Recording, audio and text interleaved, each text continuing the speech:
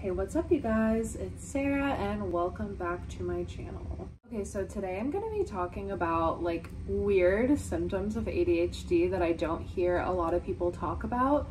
And some of them are like, oh, that's kind of funny or like annoying. And then the other ones are like debilitating to your life. So some of them, like I said, are a little more lighthearted and some of them are a little bit more serious. So if you have ADHD, or even if you think you might have it, or say, you know, you actually don't relate to the things that I'm talking about, but you supposedly have it, like, don't worry. Everybody is so different. And this is like not a diagnostic by any means. So even if you do experience some of this stuff, it doesn't necessarily mean that you have ADHD. But these are just some things that I've noticed. And I was diagnosed only last year when I was 25, and I was like, wow, everything makes so much more sense now. Just as a background, like me growing up, I was always very sensitive. I was sensitive to other people. I had good friends, but I kind of had a hard time making friends. I had a really hard time in school, especially high school. I just felt like I did not fit in. It was really tough. And then even into college, I had a hard time maintaining friends. As I've, you know, gotten older as well, relationships have been kind of a struggle for me, like maintaining relationships. And I found out that that is actually a kind of sign of ADHD. So, you know what, we're just gonna hop right into it. There is something called RSD, which is Rejection Sensitivity Dysphoria. So even though it might not be a big deal to others, when someone with ADHD experiences rejection, they can actually feel pain in their chest. So growing up, when I was like bullied or just went through struggles with my friends or breakups or whatever it was, like I felt pain, like very genuine, real pain, like in my chest, and it just felt heavy. And I am very sensitive to rejection. A typical person normally would just be like, that's okay, that person isn't for me. But to me, it would hurt a lot. And I found out that that rejection sensitivity is actually very valid. A lot of people with ADHD feel that way. And maybe you feel that way, like you feel super hurt, and when you get rejected, you definitely feel it more than other people. And it's really tough because you might not even realize that you're feeling rejected, but you are really feeling it in your body. So there is also injustice sensitivity. So if you feel like there is an injustice being done, you also get really just overwhelmed and you feel very emotional about injustice. So growing up with that, I didn't know that I was more sensitive, and so I was just going through all these things. And I remember I would always say, like, I wish I could just be normal. I wish I could just feel normal. I wish I didn't feel this so deeply. So it can be very frustrating when you feel things so deeply and others don't really seem to understand you. And it's completely valid what you're feeling. It's just kind of like other people might not understand the depth to which you're feeling those pains or those, you know, emotions. So we're gonna go on to a more lighthearted one because I know I just kind of started, boom, we're getting right into it. But tight clothing. So number 2 on the list is tight clothing. As someone who has ADHD, I know this sounds really strange, but watches or tight bracelets, like these 2 bracelets are very loose. Or like I tried to wear like a smartwatch. Tight clothing bothers me so much. I used to love getting dressed up and going out on dates and everything, but then as soon as I got home, I would have to rip the clothes off and it would start to make me feel anxious. And I would find that like tight pants make me feel insanely anxious. Tight shirts, like if I'm wearing tight clothing, I can only wear it for like a small amount of time. And it even goes to the extent of shoes. Like when I'm wearing tennis shoes, it bothers me even. Like I wear open-toed shoes as much as possible, or pretty much no shoes if I'm, you know, at home. But it's just a thing of like clothing on your body, or like textures of certain clothing. If something feels itchy, if something feels too tight, you can actually be super sensitive to the clothing that is on your body. When I say normal people, I mean just like, I think the word is neurotypical. Like neurotypical people don't really feel as intensely as we do. But for me, I almost start to have like a full-blown like panic attack. Like I'll start sweating and I'll start to just feel really anxious in my body. You get addicted to a certain food and you have like a fixation on the food.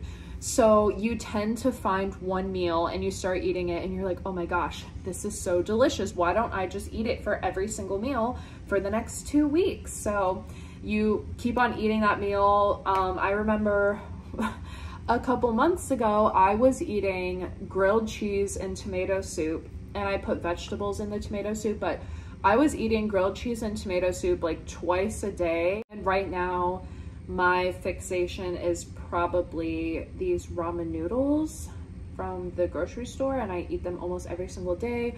A couple weeks ago, my fixation was sweet potatoes, where I was eating like 1 or 2 sweet potatoes every single day. And I know other people do this as well. It might not just be an ADHD thing, but I'm pretty sure it's like a fixation food.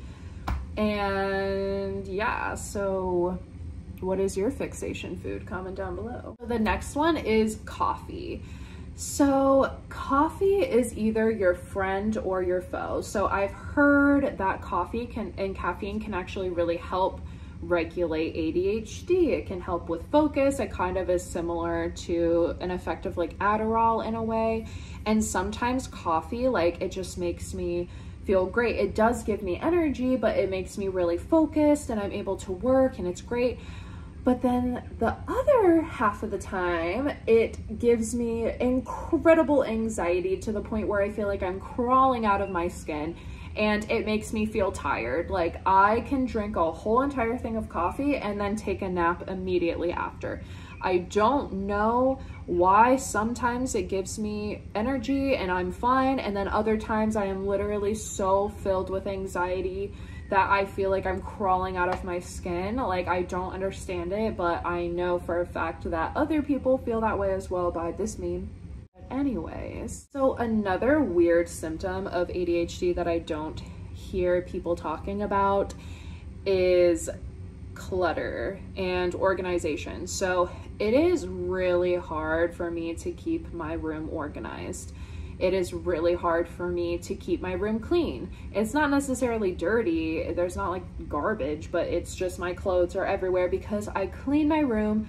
I spend hours cleaning my room, and then like 2 or 3 days later, there's just clothes everywhere because, you know, I'm picking out what to wear and I'm pulling things out, and I leave and I come back home and I did my makeup too earlier, and I'm like, this is all over. And it's just very hard for people with ADHD to keep their spaces clean and organized because, number one, we get overwhelmed really easily. Like I see the mess and I see that I can just clean it up, but it's also very overwhelming where I'm like, where do I start? There's so much to do. You just get this like terrible, what is the word I'm looking for? You get this like, you feel like you're doomed, or just this, you just get this feeling like you're doomed and you can't even like clean it up. And it's really tough sometimes to just like keep your things organized because you'll have a pile here and a pile there, and you might know where the things are, but they're just like in these piles. And there's definitely different ways that you can figure out how to organize if you do have ADHD, and there's lots of awesome Instagram profiles about ADHD, and I'll try to link some below that talk about like how to help organizing yourself. So another weird thing that ADHD people experience is I feel like they get put into these categories pretty much of like when you were a kid, you know, you were just super rambunctious and you couldn't pay attention and they told you that you have, you know, ADHD or whatever. But then there's, for example, me and a lot of other people that never struggled in school. I mean, for me, I got really good grades in school and I also got great grades in college. I wasn't just on the dean's list of my college, I was on the president's list. Like, I excelled in my college classes. They came very easy to me, but there were other things that I definitely struggled with, like socially, social anxiety, a lot of emotions. So I think that my learning style is being a little bit more challenging as an adult because, you know, I didn't really struggle in school, but sometimes I find myself getting like really hard to get focused when I'm trying to read a book or, you know, learn a new skill at my job, or just in general, if I have to try to focus on something, sometimes it's really, really hard to actually take in the information. Like, I can be there reading and I can see the words, but the words just aren't absorbing into my brain. And it's like I have this mental block and it's just not computing. And it's really frustrating when you are trying to focus and you just feel like you can't focus, like your mind is somewhere else. You're trying to bring it back in and it's just like not working. That's another thing is hyperfixation.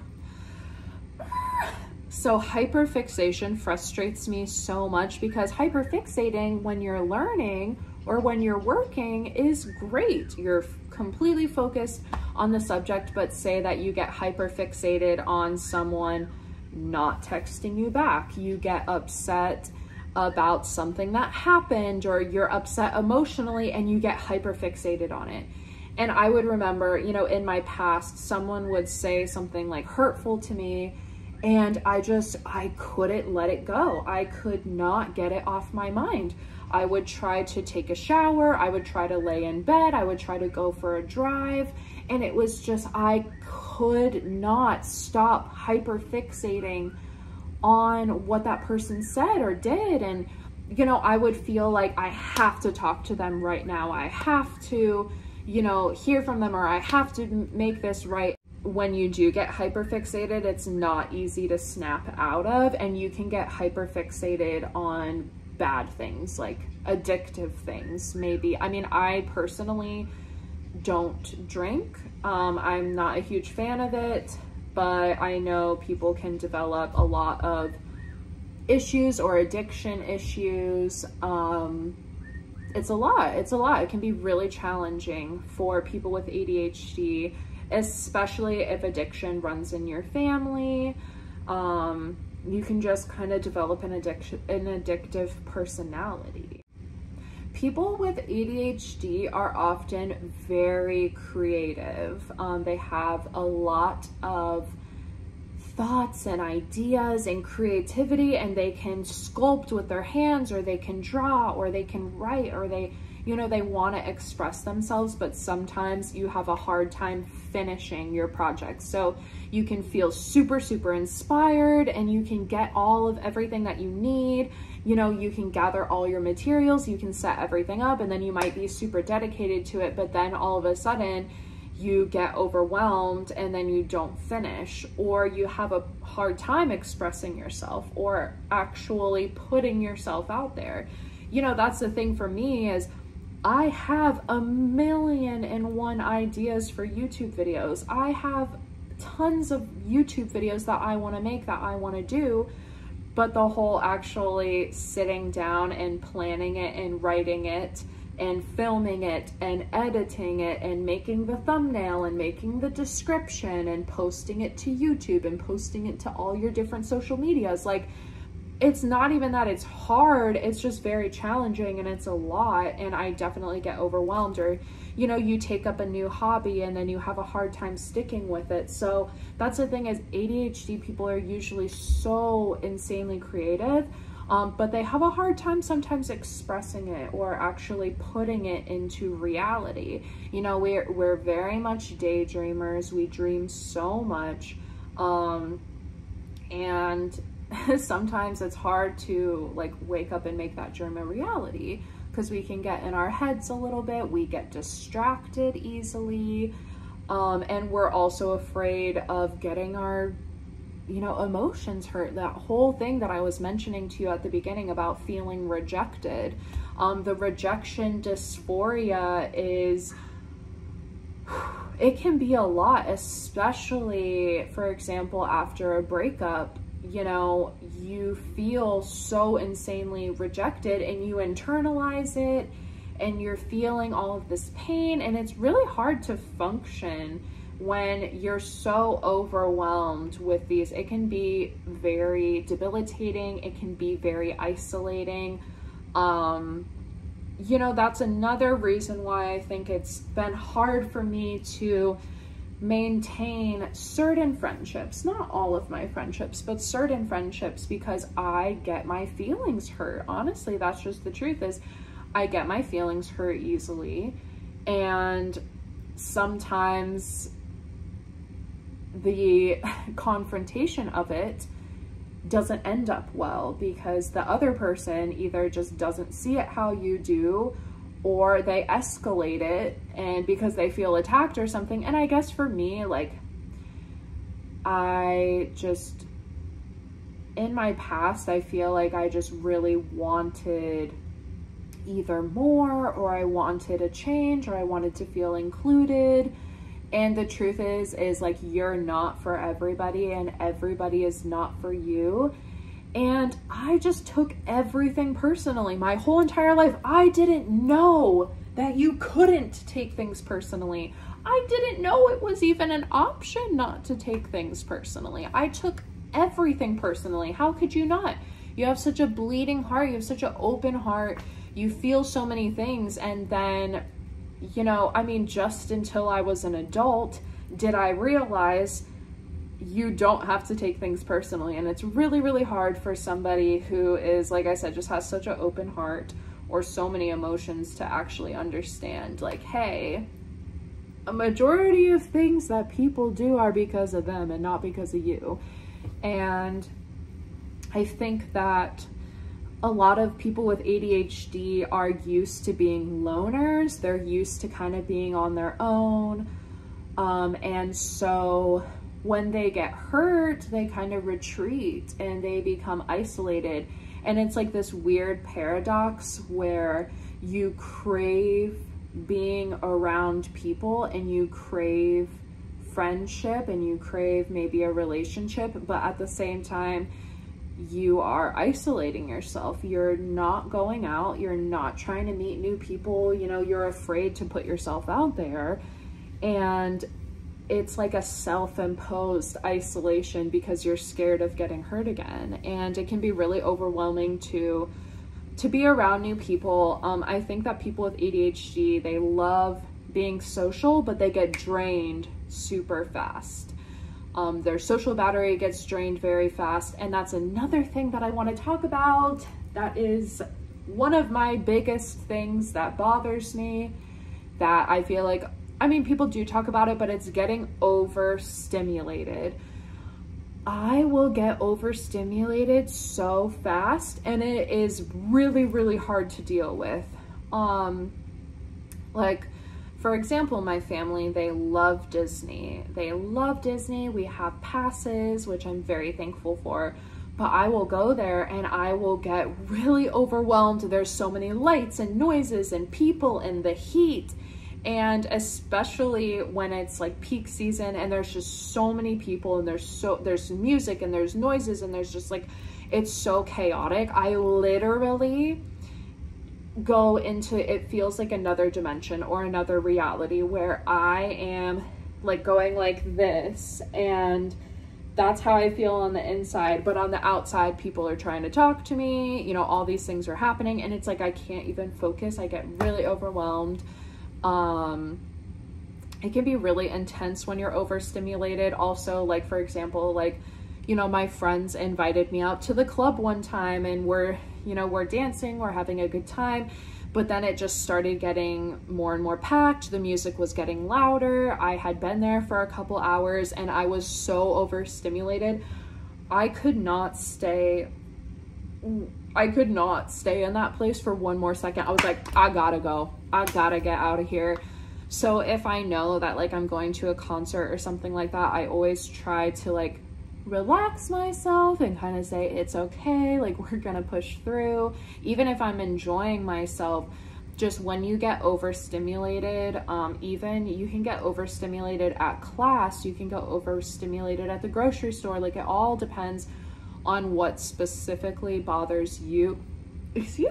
What specifically bothers you. For example, even at my house, my family's dog will start barking, and, you know, they're trying to talk to me, and I'm like, I literally cannot even focus at all on what you're trying to say to me right now, because the dog is barking, and I cannot, like, I literally cannot handle anything else until this dog stops barking. So it can be really intense, honestly. And other people, they don't understand because they don't feel things as intensely as you do. Like, if you feel things so deeply and so intensely, it honestly, it's like a blessing and a curse, because when you love someone and you care about someone, you can just shower them with love, and it can be a beautiful friendship, a beautiful relationship. But also vice versa, when you experience that heartbreak, when you experience that friend leaving or someone passing, or, you know, dealing with those things can be really, really hard. I feel like people with ADHD are more prone, I mean, maybe this is not scientifically accurate, but I feel like they are more prone to having symptoms of anxiety and depression, just because we feel things so deeply, and we fixate, and we internalize, and we hold a lot of things in our body. And, you know, a lot of people, they don't understand us. We can get very, very passionate too. We can get insanely passionate. If we love music, or we love art, or we love something, we will talk about it, and we'll go on and on about it. I mean, maybe we do have a fixation on it, but we want to share that. And sometimes when people aren't, you know, they're just like, whatever, like, they just brush it off, you know, it can be tough for us because we wear our hearts on our sleeves, and, you know, we are very expressive. And when someone doesn't reciprocate that expression or reciprocate feelings, you know, it can just be a lot. This isn't the most put together video, I'm not gonna lie. This isn't the most completely scientifically researched video of all time. It's just, these are some things that I experienced, that I've seen, you know, other people talk about before, but not in depth, or, you know, as publicly or open as sharing it on YouTube. So I thought I would come on here and just talk about a little bit of my ADHD. Yeah, I am not on any medication, because I'm not gonna lie, I have tried certain medicines, and these side effects were just way too much, and they weren't for me. And I tried to get used to it, you know, for like a month or two, but it just made me feel even worse. And that's the thing, is like, it's not guaranteed to help. There's a lot of side effects, not only just mental, but physical side effects. It affects your sleep schedule, it affects your eating. There's a lot of things. So honestly, I feel like I was gonna talk more, and I might have a couple of other things that I experienced, but I think I want to save it for a second video. So just let me know what you think. Hi. Hi. I'm filming a YouTube video, but I'm ending it now. Okay, sorry. It's okay. I'm literally in the hallway of my upstairs. So this is my lovely Virgin Mary, I think it's Virgin Mary painting. I don't know, she's just so beautiful, and she watches over me and protects me. Well, there's my cue for the dog, so overstimulated. All right, you guys, if you enjoyed this video, subscribe, like, comment down below. See, you're seeing it in action, me getting but let me know if you want to see a part 2, okay? Thank you for watching, and I'll see you later. Bye, guys. P.S. You are not alone. I feel you.